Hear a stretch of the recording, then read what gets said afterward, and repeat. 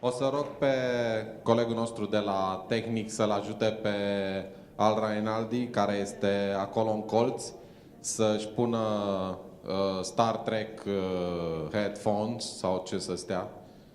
Între timp, vă anunț că n-avem pauză, după cum ați văzut și în program. Vom mai avea o prezentare de aproximativ o oră, după care mai avem 15-20 de minute de pauză, iar cu cafea și ce nu mai pregăti gazdele noastre super drăguțe de la Marriott. Urmând ca finalul să-l avem cu Derek McCann, care deja este aici în sală, învață ce are de spus, că încă nu știe, dar e bine că n-are căștile să fie tradus. E ok, Derek, it's only good words about you. Yeah, I know, you shake it. V-am spus eu. E foarte rușinos. Dar până atunci am plăcerea pe slide-ul cameliei, pe care o să-l schimb eu în timp ce Al vine aici, să îl introduc pe președintele Profiles International, nimeni altul decât per care și microfonul deschis, așa e cu trecerile astea bruște. Doamnelor și domnilor, ladies and gentlemen, Al Rainaldi.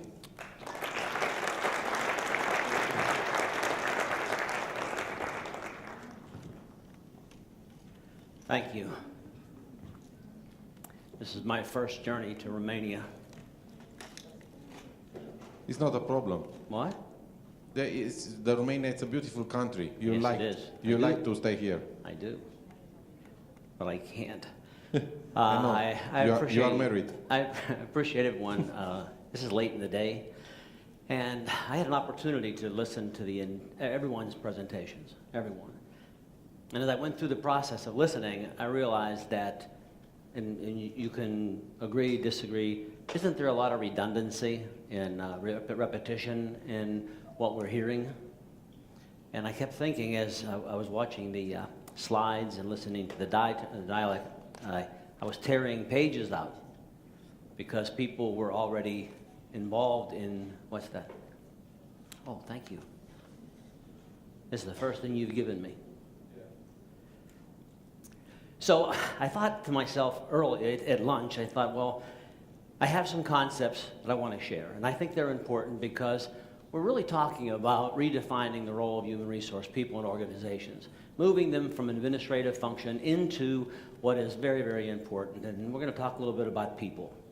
And I'm going to have a question for you in a moment.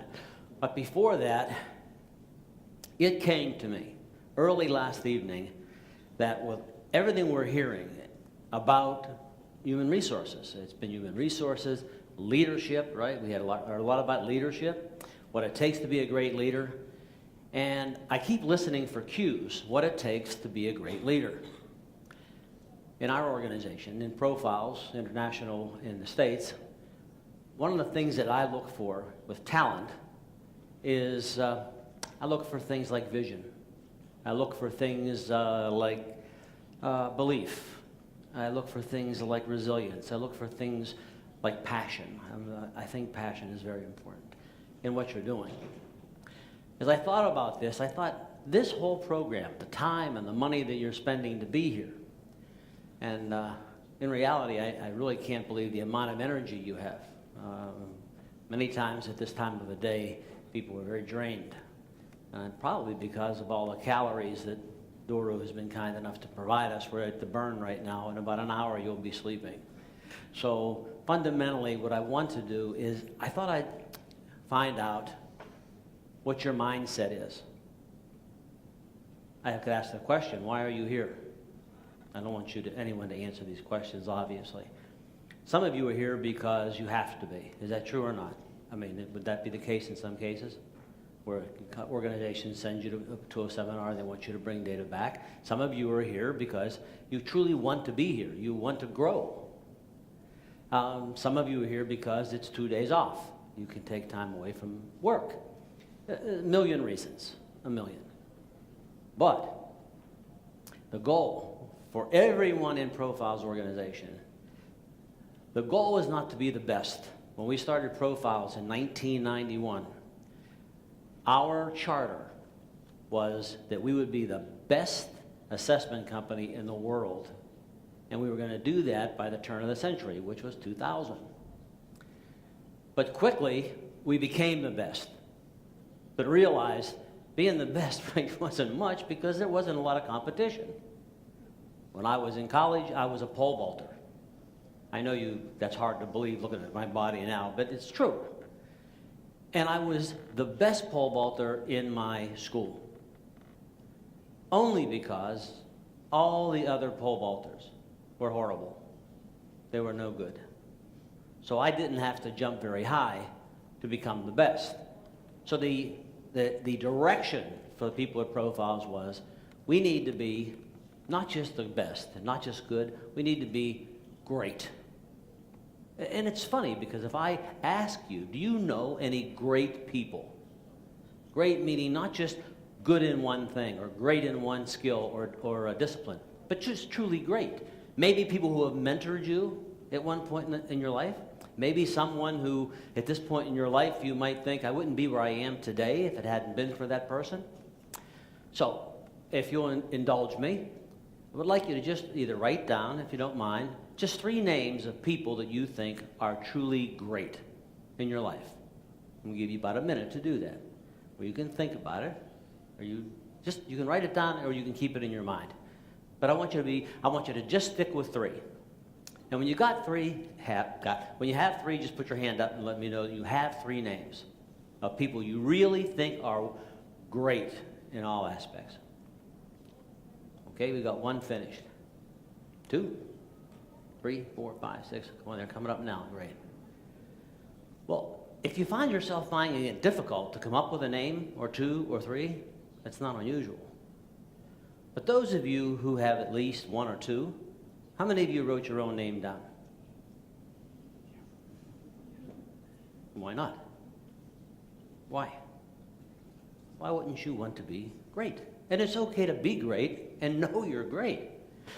So I was talking to Derek McCann, and I thought, there's probably a good way to take 3 minutes of your time to get you to settle back in before we get into the boring stuff and the systems and the processes and so forth. So see if this will work. Okay, it's not going to work for me.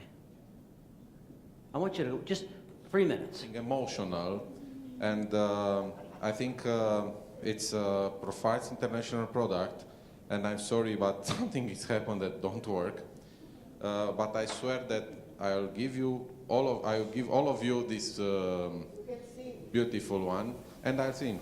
It's nice to be the best when you have the ability to be great.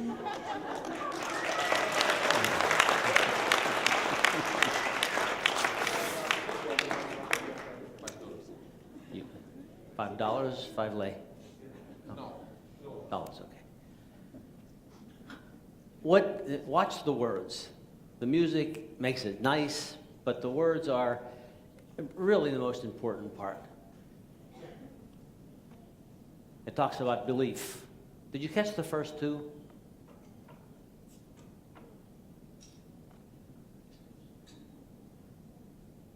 Okay. This is other song, and I forgot the words. Okay.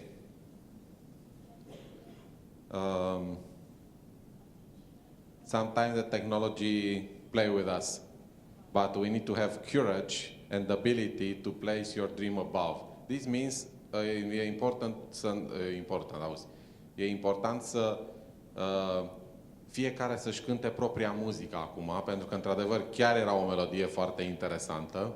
Fiecare să se gândească la cea mai frumoasă melodie din viața lui și să citească textul. Computerul e nou, cablurile sunt noi.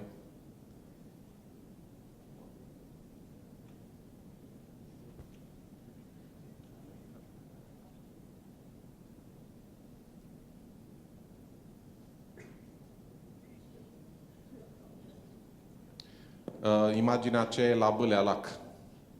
Și asta e pe Transfăgărășan. Aici sunt cetățenii noștri din Tărlungeni, iar dincoace e Ploaia de Ieri. Important este să fim conectați, așa cum ne spunea Lozada, și atunci când dormim să fim conectați, pentru că e important să fim. Cum? Great. Thank you, Doro. Okay. Thanks. I'm so good. I know. You're wonderful. Thank you very much. So, if you were counting, how many were there? How many steps? There were 7. There are 7 steps, and we have CDs where Yeah, of course. if you do, Will be on our link. This movie. it's a wonderful way to start a meeting with your staff or your individuals because it pulls them back into really what's important about life. The next question I have for everyone, it says, why human resources? And this is a challenge for me because I'm a salesperson. And many times, I don't understand or I don't know. All I know that most times when I'm trying to do something, human resources can be in my way because they want to do things right. And I'm a salesperson, so I just want to do things. I just want to get things done. So often I'll break the rules. And who has to pay the price? Because I blame it on the human resource department. I tell them, I said I thought I did everything right, policies, procedures. But I'm curious, when we bring human resource people into our company, I often wonder why you chose the field of human resources. Can anybody tell me? No? You don't want to share that with me? Thank you, Rob. I'd like to know. I'd seriously like to know. You like to work with people, for people. So the answer was, I like to work with people and for people. So fundamentally, that's really what I get almost all the time when people actually talk to me in interviews. Why are you choosing this field? Because I'm people-oriented. I want to help people. I want to work for people. Then reality sets in. They get into the job, and what are they doing most? What did you do? It's administrative work, functions. In the past, these people that want to help individuals and work with people find themselves not working with people. They find themselves dealing with processes and paperwork and administrative work. But they basically then are asked to do 3 things: recruit, train, and do complete benefit packages for the organization. Do any of you feel that this is a function of working with people because you like people? Is that where you think you have your best shot of actually, what's the word I'm looking for?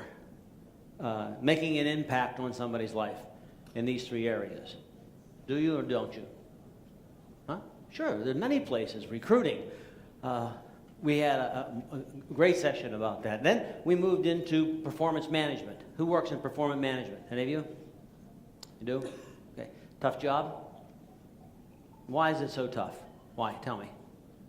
What makes it hard? Not so tough, but hard. You're the mediator? Yeah. So, do you have processes for performance management? Systems? Programs? Do you, huh? You try to implement. Well, don't feel alone because implementing these systems, even though when you buy them, they look wonderful. They're very, very sophisticated. They have, key performance indicators. They have all the things that you need to make you successful. But then actually the implementation becomes very difficult. And one of the reasons it becomes difficult is in order to get information, you need to do your job. Most of you need to have information or input from somebody else. True or not? Does the word silo, does that translate? Silo? Silo is a big storage container that people put grain in and corn. And in organizations, you'll see them every place. You'll see in the human resource department, in some of our clients, we can't get the organizational development team to deal with perhaps compensation, benefits, and they won't share because they're trying to protect what they know. Very difficult when I ask for metrics. on performance. If I ask the Human Resource Department, look, I need to know what these metrics are on performance on this division. They have to work with accounting, they have to work with other groups in human resources, and sometimes our human resource groups don't get along. They don't, I'm not saying they don't like each other, but they don't think the same way. So at this point in our lives, with everything you're doing, I don't know, because I see, every time I do this, I get to feel, geez, there's so many young people here. And I can remember, like it was yesterday, when any time that I did anything, a presentation or a sales call, whatever it might be, I was the youngest person in the room. And now I'm no longer, ever, the youngest person in the room. But I think it's a great opportunity for you. I mean, you had some great speakers this past 2 days. They're giving you all this information. I don't know how you sort it out. I really don't. I know that if I walk away from a conference and I have 2 or 3 things that I can actually implement quickly, the implementation process, I've won. It's a win for me. But I realize that any time I'm going to grow, I have to change. Agree or disagree? Of course.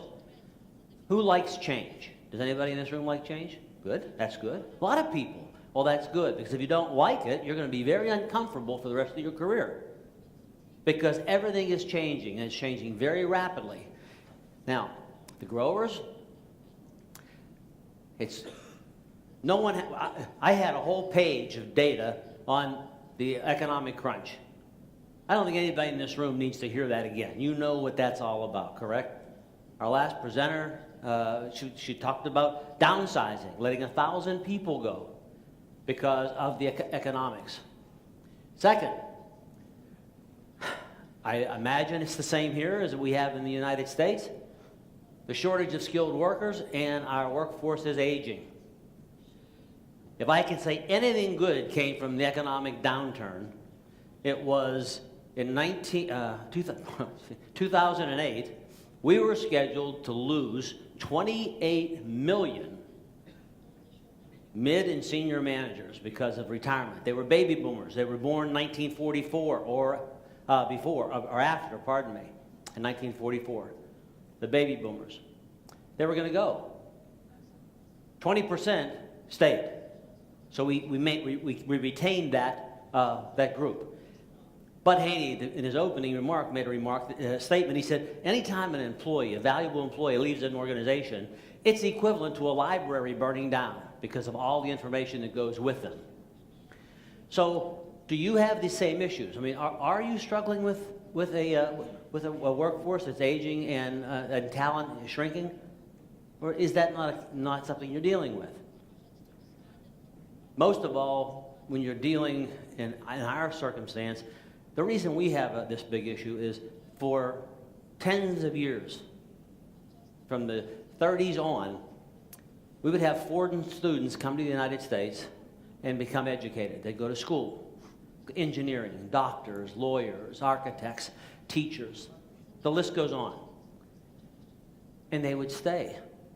They would stay in America and work because that's the place to be. That's not happening anymore. It hasn't been had. The incident has reduced dramatically. People are getting educated, and they're going home. They're going back to where they're going home, period. And that's really wonderful to know that you can mentor and train and coach to make individual cultures and cities as strong as they possibly can be. We have problems in the United States with education. How many of you think we have problems with education in the U.S.? It's okay, be honest. You bet. Do you know that 28% of our young people don't graduate from high school? 28%. In some of the states, it's almost 40%. They don't finish high school. So, now, hopefully they can learn a trade to contribute to our economy. This is becoming something that we have to address. Now, you, in human resources, you're dealing with this. Maybe not at the degree you will be in the future, but you're dealing with it. Third, this is where we get in your way. Senior management not addressing the needs of who? The front line. Why do you think that is? Why do you think senior management is a little hard to reach or to get to be involved in the front line business? Anybody have an idea about that? No? Guess. There's about 20 good right answers. Too many levels to get there. Boy, that's really a good one, because in the past, when I was just starting in business, there weren't many levels. And that was really, really successful. You know the Ritz-Carlton chain of hotels, Ritz-Carlton? Their chain of command used to be, when they won the Malcolm Baldrige Award for Excellence, it was just the CEO, a gentleman named Horst Schulze, and then there was one line, and the org chart looked right across, and it's a straight line, and there were vice presidents of each division, housekeeping, recruiting, et cetera, et cetera, et cetera. So everybody had access to the CEO. Today, it's hard to get to the financial people, the people who are making decisions. You need a budget, you need money for something, you have some opportunity. How long does it take you to get funding? And how do you present it? How do you make the presentation to get funding when you have to deal with senior management? Do you ever get frustrated because you can't get to senior management, or they won't listen to your program or your plan? A thing that used to and still upsets me is you can have a great idea, you can take it to senior management, they stall, they say no. But they'll pay a consulting firm hundreds of thousands of dollars that will come back with the same concept that you may have had a month before, 2 months, or a year before, and they'll implement. It's a great idea all of a sudden. So fundamentally, I'm saying that these three things will stifle your growth. So the evolution. Years ago, 70s, 80s, still what human resources was, it was called the personnel department. And it was normally a part-time job. It was something that somebody did, perhaps in accounting. It was a part-time. You rarely had many people in personnel. It was called the personnel. What did you do? You did payroll, you did benefits, and out of that came some technology. It was called batch payrolls, batch payroll systems. You all familiar with those? A lot of people still use them, but that was the system. So now, as you move forward, it became strategic HR. Strategic. This just tells you the task that you'll perform, but can anybody tell me what the word and why the word strategic is important in this context? I'm a salesman. I've been trained to wait. Who wants to just take a shot? There's no bad answers. Strategic HR. See, if you don't know or you don't want to say, I'm here to tell you that's your value. Your value is to be strategic, to be thinking about things and implementing and being creative and not being in the battle. It's a time to plan. How many meetings a week do you have? How many meetings? 2? 1? Meeting, just meet. With anybody. How many meetings do you go to a week? To plan. Is it enough or is it too many? Because if all you're doing is planning and not operating in the implementation role, that's where trouble starts. The number one reason executives, mostly CEOs, fail in the U.S. is because of the failure of being able to hire or retain people to execute the plan. You see a wonderfully talented CEO. All of a sudden, they're not the CEO anymore. The board of directors fires them. And the world thinks what? The world thinks bad CEO. In most cases, it's not true. They could have the greatest ideas and concepts in the world. You could have the greatest ideas and concepts in the world relative to your space. But if you're not responsible for executing the plan, and you have to give it to somebody else, and you don't have the talent, your plan will fail. And you're going to take the hit. So strategic HR is not about doing what you're doing every day. So this is not about, I like people. You are going to be called, you have accountability. There's somebody in this room that isn't accountable to somebody, I would like to know who they are. And because I don't ever meet people who are not accountable, even CEOs, and they're accountable to stockholders or partners.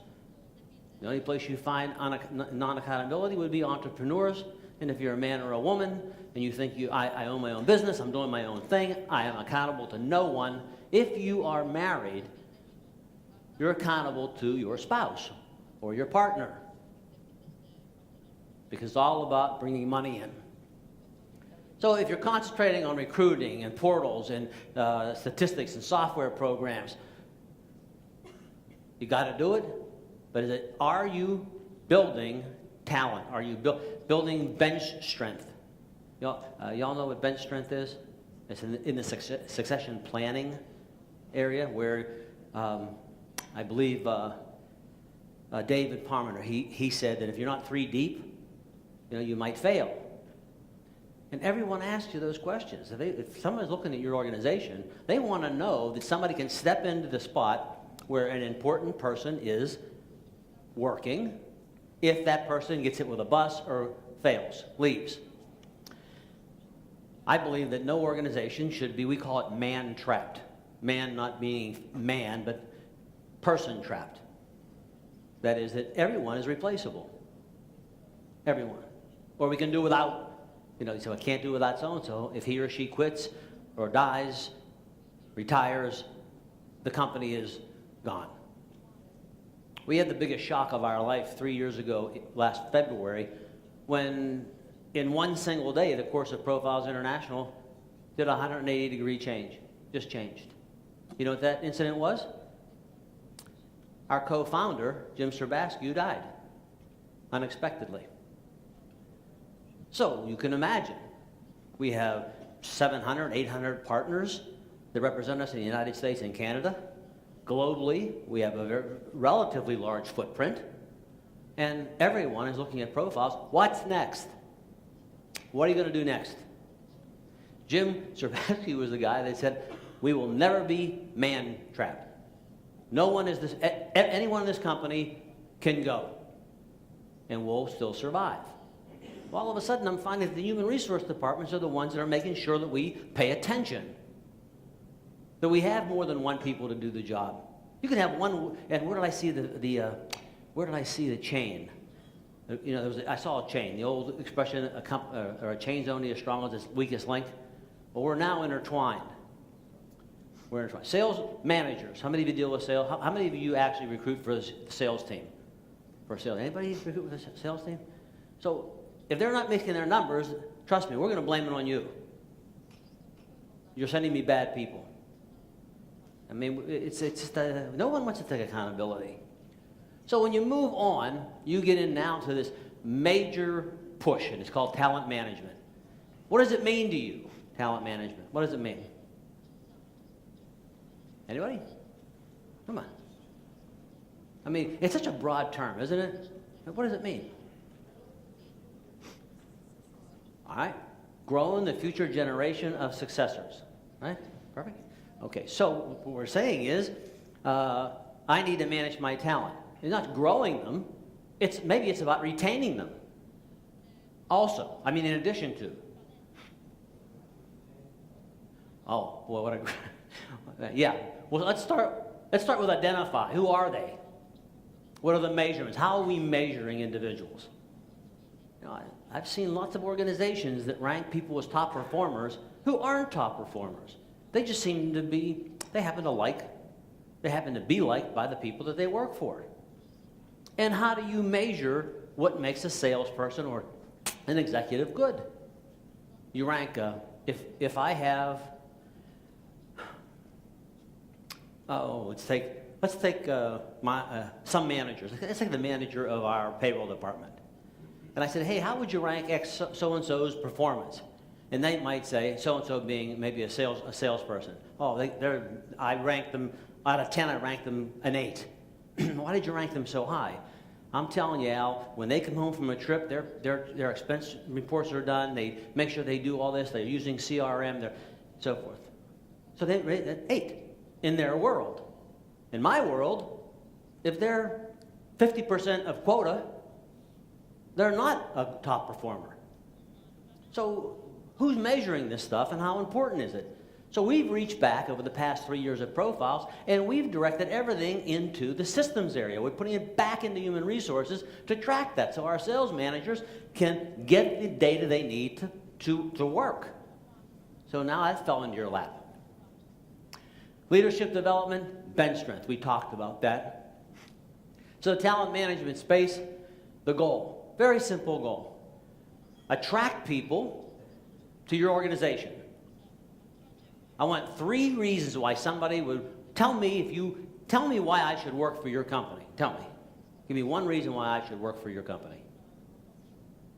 Oh, they're never down. 24/7, 365.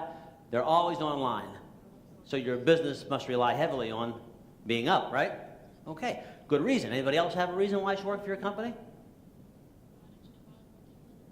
Why are you still there? Huh? Oh, you're going to ask the question. You have a great company. They should come, right? But maybe I hear people say, well, our compensation programs are good. We have very good benefit programs. That's very big in the United States right now. People will leave a company they've been with for years for benefits because benefits have now become like the thing that people are looking for. It's very expensive. For hospitalization in the United States right now, for a family, $1,200 to $1,500 a month for hospitalization. And for young people, you may never use it for years. After you get them, as you said before, you want to retain them. How do you keep these people? How do you keep these people? I'm curious to know what you think is a good way to keep it. And I heard the presentations today, and I was listening to why people stay. And it's funny, nobody talked about, we were talking about reward. You remember there was a question was they get the silver, the bronze, and the gold? And they said, well, after they get the gold, how do they stay? I think she's not here. A young lady back there said, well, once they get the gold, what is the motivator? And he's, huh?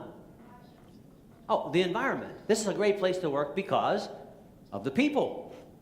I hear that all the time. I love the people I work with. And if one of those persons that you love in your organization happens to be somebody you report to, the chances of you staying and not leaving go up dramatically. Bud said on Wednesday, he said, people don't leave companies, they leave people. That's true. I mean, it's true in the U.S. I shouldn't make a broad statement like that. However, when you're looking today at why people leave companies, it's fundamentally basically what's going on with the environment. I think that's a great word, the work environment. So there are tons of ways. And you won't believe this, but money isn't basically the way. Look, let's face it. If you can find something that you love to do, and I was really hoping somebody would say, why did you pick human resources? They would be able to give me 1 or 2 bullet points and say, and I love this. I love it. Now, when I say that, I don't mean you love it 8 hours a day. You're going to not love it. There are going to be days you're not going to love it. But in general, you love it. And you're passionate about it. And they're the things that will move you closer to getting your job done. If you're just drifting, kind of riding along, I have a very special saying. I hope this interprets properly, relative to what you do. And this is not just in your job. This is with your family and your friends and in your social life and in your churches, whatever it might be. If you're chosen, this is about effort, okay? If you're chosen maximum, that means the most. This is all I'm going to do. If your chosen maximum is the required minimum. Does that translate okay? Everybody? The sum total of your life will be mediocrity. So when you're looking at your jobs, why would you not want to make sure that every day you're punching, swinging, running, chasing as hard as you can for your own self-development. Remember, we're all in a barter system. You work for a company, they pay you, correct? They give you money. Is that right? Anyone in here not get paid? Okay. Well, not get paid enough, maybe, of course, but you get paid. So when you get your pay, that's what I call a barter. It's a trade, right? It's a trade. What are you trading for the money? Come on. Time. Let's talk about time and skill, of course. Time. Can you name one thing, just one, that's more important than time? Because if I had you in this room today and I was trying to convince you to invest 2 million lei in a venture, and 3 months from now or a year from now I came back and said, I'm sorry, it didn't work out. We lost all our money. It would upset most people. But it's money. You can find more money. You've all been, I shouldn't say that. Most of you have had situations where you haven't had money, and some of you have had situations where you've had money. No? Is that right? I mean, I have. You know the old expression, I've been rich, I've been poor. Rich is definitely better. So fundamentally is that money can be replaced. But the fact that you are going to spend time, you work 40 hours a week, 50 hours a week, whatever it might be, and you've given an organization that piece of your life and they've given you money. And if you're getting nothing out of that, beyond that, if all you're working for is money, you're making a very, very bad trade. Very bad. However, you can change it. We're back to the change word. Maybe you have to grow into it. Some of you in this room love your work. You take the initiative. You do things on your own. You grow. You're looking for better ways, easier ways, faster ways, cheaper ways to grow. But everything we're talking about right now, all this weekend, has been about benefit to the company, your organizations. Am I right or wrong? I haven't heard anything talk about you. You know, you ever hear the expression, win results, when you're in business?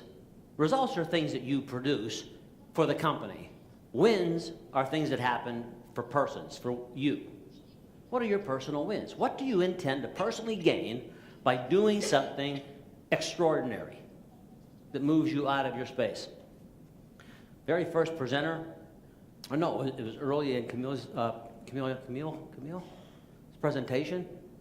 Camellia? Where are you? Beginning of your presentation. How do you pronounce your name? I'm sorry. Your name. Camellia. Okay.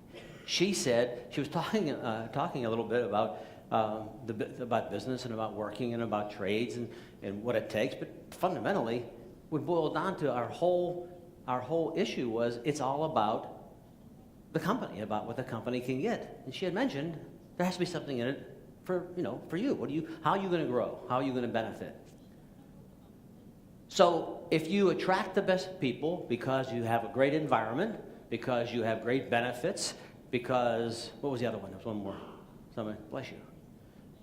Somebody said something else about side benefits and a great place in the environment. Is it going to take you, is it going to move you to your next level? Where you are right now today. Think for a minute. You're all young enough to answer this question. Where do you want to be in 5 years? Just think about it. Where do you want to be in 5 years? It may sound like a silly question, but it shouldn't be. Because you should know. You should strategically be planning what your goals and where you're heading. And I don't mean next year, I mean 5 years out. Some people will say, well, I want to be the senior vice president of human resources. And some people follow it up by saying, and Al, I don't care if it's here or anyplace else. That's my goal. So if I can't find the opportunity here, I'm going to move on to someplace who will actually work with me so I can reach my goals. Love people like that because I know they're going to, but you have to compensate them. Yes, you should reward them, give them recognition, but bottom line is if you're doing something that you love to do, love it, I mean you're passionate about it, and you're not making any money, what do you think will happen? What happened? You quit. You'll move. Economics will dictate that. There are a lot of people doing things today they don't like doing because they need the money. They get fired, they get laid off, they quit, whatever it might be. The first thing they're doing is they're looking to replace what? Come on. The money. There are people that hate their jobs, been there 20 years, get fired or laid off because of economics. And they want to get a job the same place, doing the same thing they were doing before. But they hated what they were doing before. So instead of having the opportunity to say, this is an opportunity for me to maybe try something else. What else can I do? Is there anything else I can do? Oh, well, okay, think about that, huh? Is there anything you like to do? Well, yeah. Is there anything that you like to do that you could get paid for? I don't know. Well, think about that. Are you good at it? So these adversities bring opportunities. Human resources, they need to hear that from you. When you're laying off 1,000 people, they need to leave there with a glimmer, and I heard Camellia say that, as positive as they can be. They have to leave there with hope. That's up to you. How do you position yourself when you're dealing with that very sensitive issue? In the States, we don't have quite the laws you do. We can fire at will. We can let people go. Yes, we have unions and we have to deal with those things, but not to the extent that the European Union has, or Germany. Very difficult. But it doesn't make the job any easier. It doesn't make it easier to let people go. So, you attract, you retain, and of course, you utilize the talent. The first thing you said before about talent and time. You got to utilize their talent. And it's up to you to find out what they're talented at doing. Think about somebody in your organization that's working that you think could do a better job someplace else in the organization. Can any of you think of that happening? Okay, you said yes. Are you talking to her or him about that? Good. That's good. Because you should be. You should be. It's like throwing a net under somebody that's working very high in the air. Always let people know they have options. When you get to be my age, it's scary a little bit. You know why it's scary? Because the older you get, the less options you have. Think about it. I mean, it's not like, I don't have headhunters calling my office to recruit me. They pretty much think I'm about to step out into the pasture. I'm not. I will never do that. But I'm not really young anymore. Talent management, ongoing process. That's important. You don't just have these spikes. Okay, we have a talent management system. Great. Implement. Great. And then stop. I've heard that a lot during this conference, that you start things, you think you have them set up, and then you move on to the next great idea. We do it. All corporations do it. We call it the miracle of the month, especially in sales. Oh, God, we didn't make our numbers. What are we going to do next month? So we create some way to generate revenue, and then next month we're creating something other way, instead of having a good system and a process to make sure you take the peaks and valleys out of the jobs and work you do. Do you have those systems? And by the way, you don't need a computer for this. A paper and a pencil and a strong imagination and a creative bent will get you what you want. Just covering that.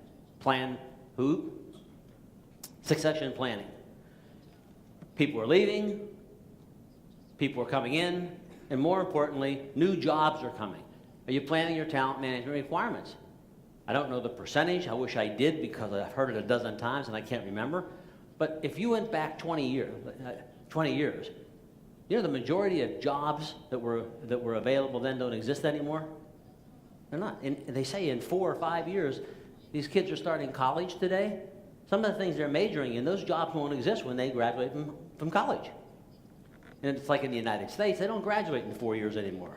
As long as they're on mom and dad's money, they'll go to school for 6, 8, 10, 12 years. They'll never leave. They'll just stay in school, become pupils. So you got to plan what's coming, what's over the horizon. Measure performance. I think you had enough of that today, right? We've talked an awful lot about measuring performance, and once again, you'd have to do it. Remember the environment you were talking about? It's your image. You have to have. Google, Microsoft. Give me another company that has a great image to work for. Coca-Cola. Who else? I mean, can you think of it? If I gave you 5 minutes, could you write down a dozen names? Well, write down just 3 or 4 and find out, what is it?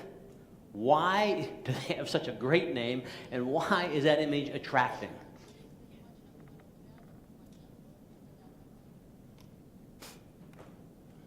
This is bad. This I don't know how you're going to handle. You hire someone new, and you give them 12 months to ramp up. I don't know if that's good or bad. I know that in our organization, if you can't, in some of our jobs, you need to ramp up and be productive in 30 days. Why? It's the complexity of the job. If it's an easy job, you need to get on with it. But it'll move on to why mid-level managers have so much trouble in building companies. Retaining the best talent, dozens of ways to do it. I can't tell you what works for you. I know what works for us is strong relationships with the senior team. And of course, if you can find a leader who actually will listen, not hear you, will listen, that will help retain best talent. Listen, you don't have all the answers, nor does your boss or your boss's boss. You've got to be able to listen. You want to retain talent? Building on relationships. You think just paying them more will keep them? Do you think money's a good motivator? Who thinks money? Who thinks money is a good motivator? None of you? Why, yes, Finn. Well, let's say this. Money is a great motivator, especially when you don't have any. Watch people. When they start off, they'll work 70 hours a week because they need the money. They've got to pay the mortgage. They've got to pay the food bill. They have to pay tuitions. Whatever it might be, they need the money. As time moves on and they accumulate money, they're not going to work on Saturday anymore. They may like to have more money, but they don't need it anymore as much. So they'll spend time with their family. They'll go to the soccer game or football game. They'll do something they haven't been able to do. So the more money they accumulate, I don't mean get rich, it's not motivating any longer. Let me rephrase that. It's not as motivating. Okay, keep that in your mind. Leadership development. How many of you actually know that the leaders in your company need help? Don't put your hand up. Need help. How many of you know? Okay, if you know that, are you courageous enough? Are you brave enough? Are you passionate enough to tell them? I mean, it's a tough question. Yeah, you can go around this, we kind of hint, what have you. Yeah, you can drop, but it's not necessary. It's okay for you to take the lead. You got to take the lead. My assistant, who's been with me for 100 years, knows how to handle me. First of all, I know for a fact that she would be more difficult to replace in my company than I am. I swear to God. Because she just knows everything after 15, 16 years. And the interesting thing was, I know her and she knows me. Somebody talked about, it was anticipating. Camelia, was that you talked about anticipation? Somebody this afternoon talked about anticipating. What we call it is zero-time management. Zero-time management. And that's the art of anticipation. Meaning, when I walk into the office, I can say to Candace, get me and she'll hand it to me. Because she knows every morning when I walk in, that's what I want, it's ready. So it's actually being able to deliver before you know what the task is. Was there a television show here called MASH? You ever seen MASH? Okay. Remember Radar O'Reilly? Colonel Potter would come in, bang. He'd say, Radar, Radar, that's zero-time management. The art of anticipation. So you have to take the lead. Leaders know they need help. They know it when they're all alone. Did I lose you? No, good. Okay. So this is where you have to be courageous. And it's hard work. Don't come to a leader and tell her she needs help without a plan, a suggestion. And yes, it's okay to go like this. It's okay. But you've got to do it. You've got to take who you are, your self-esteem, and rise up.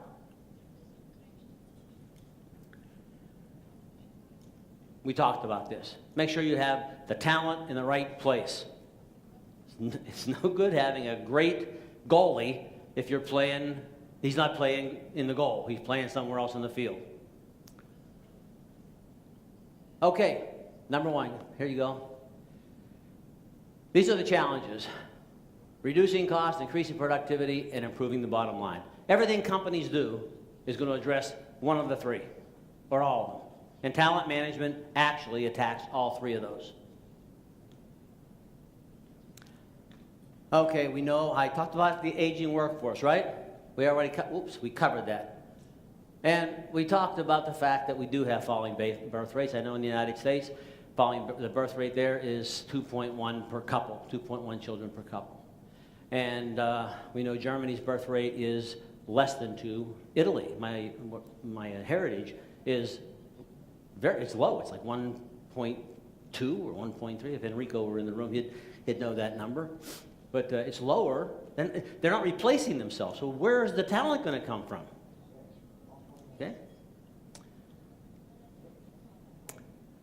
The third challenge, having senior management address the needs of the front line. All right, front line people, if they don't know there's an issue, how can they address it? Back to the issue of going to the senior management and explaining what the problems are.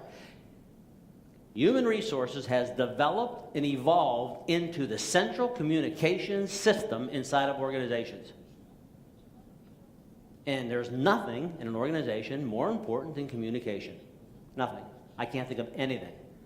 The lack of it, the lack of use, poorly executing. The big problem we have with many leaders today is they're great communicators.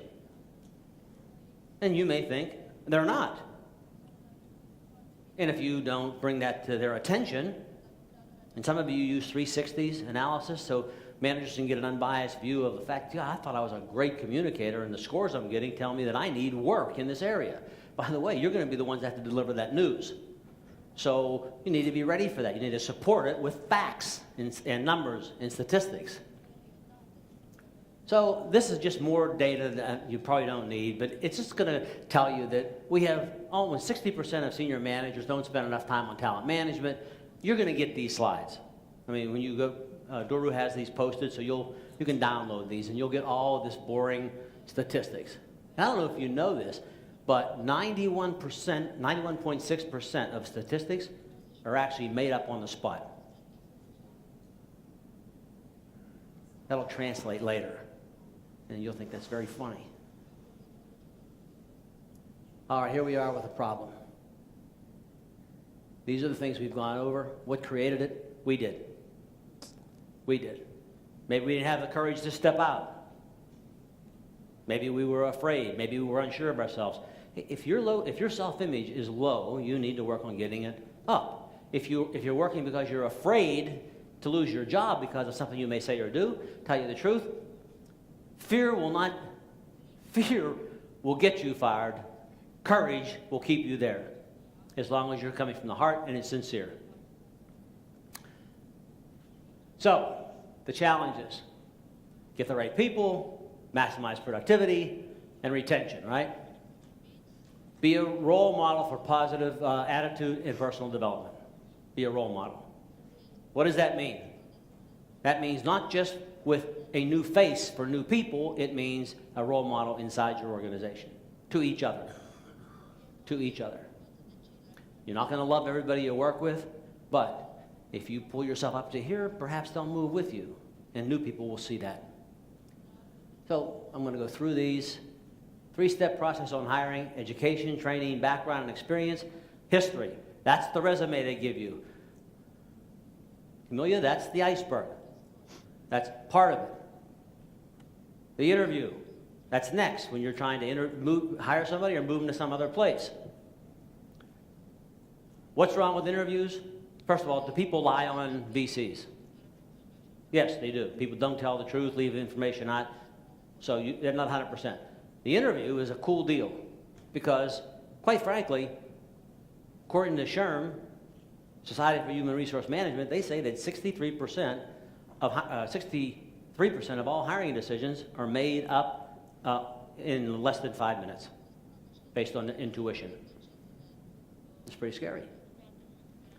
So, And what does Drucker say? He said, you know what? 2/3 of the people you hire are going to prove to be mistakes in 12 months. The tragedy about this is it doesn't say they leave or you fire them. It says they're going to prove to be mistakes, and now you're stuck with them. More work for you guys. Harvard Business Review will tell you all these things, all the education, age, gender. They did a study, 300,000 people in the study, took 2 years to do, to find out if any of those things had a contribution to the successful people in organizations. And after 2 years, 300,000 people, they found out that it didn't matter. None of that actually had any predictability on success.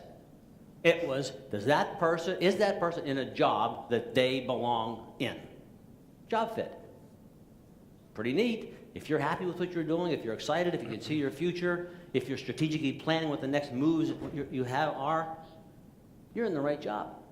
You got a chance. So, that's the process. There, Camellia, is your iceberg. Only you and I differ. We disagree on how much you can see.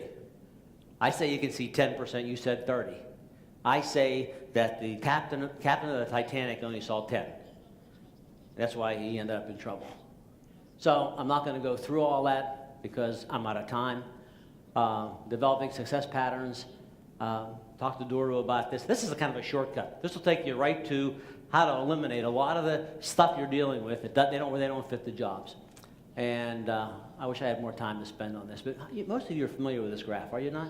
Are there a lot of you that are using the XT, Profile XT?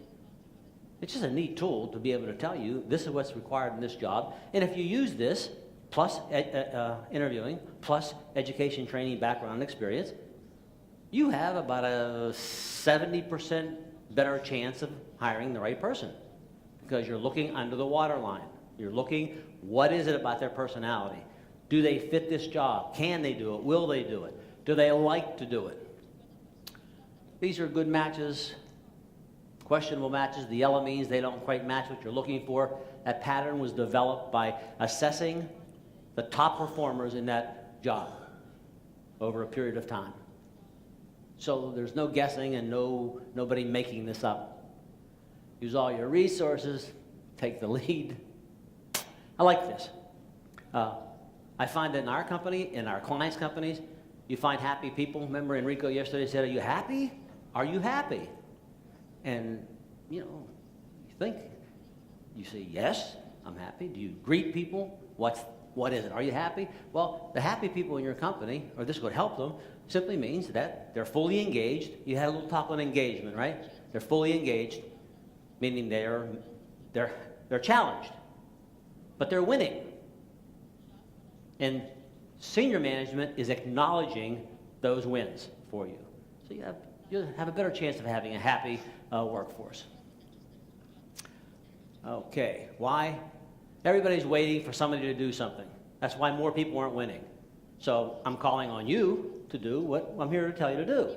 Take the lead. You're the front door of every organization. You're the place people go when they have trouble. They trust you. Employees trust human resources. They trust you more than they trust their immediate supervisors in most cases, or even upper management. So can you make a difference for those of you who got into human resources because you love people? In order to do that, you got to expand your comfort zone. Somebody talked about comfort zone, and it was Camellia again, just prior to me coming up here. Did you talk about comfort zone? Stretching comfort zone? Think of yourself this way, and I'll leave Doru have the floor. All of us in this room, above our heads somewhere, there's a ceiling. And that represents where you're comfortable. It's a comfort zone. As long as you're operating here, you're comfortable. But in order to expand that, do you ever see somebody do something and you go, my God, I wish I could do that? I can't imagine doing that. The reason that you can't do it is because you're not comfortable. And you want a bigger comfort zone. So my challenge to you is, every chance you get, you need, when there's something that challenges you, you need to close your eyes and you need to reach up through that pain zone, through your comfort zone, into that place where you're afraid, and do something you're afraid to do. And every time you do that, your comfort zone will expand. And you become more comfortable doing things that you thought you could never do. And if you could now translate that or move it toward the people in your organization, now you're a human resource department. Now you're not just an administrator. Now you're doing what you're supposed to do. Now you're helping people. It's what you're there for. I can train anybody or any system to do the paperwork a lot of you are just doing. I can't train you how to touch somebody and make them better. So, well, let's see here. Time has come. Choose the lead. Okay? And Jim Strabasky coined this phrase. I don't care what happened in the past in your life, forget it. You need to be thinking.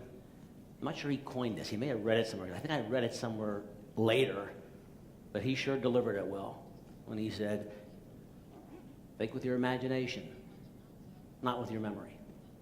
Don't look back unless that's the way you want to go. So, with that, sorry, Doru, I'm done. Okay. Thanks.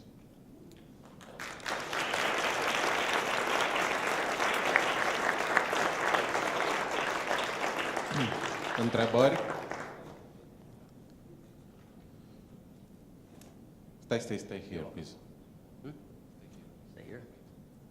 Întrebări? You've been going like this for 10 minutes? It's a question here. Yes.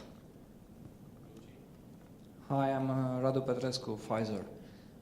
What do you think about this statement? Before doing all the nice things you presented here, HR should know business. What do I think? What do you think about this statement? I think it's a great presentation and the great ideas behind, but before going through all these processes, I think HR must understand the business it's evolving in. Of course. It's, yes, good point. It's the partner for. Yeah, that's a very good point. He's talking about, you said should know the business, but I feel you meant understand the way understand business, but also understand the specific things about where you're working in the company. Is that correct?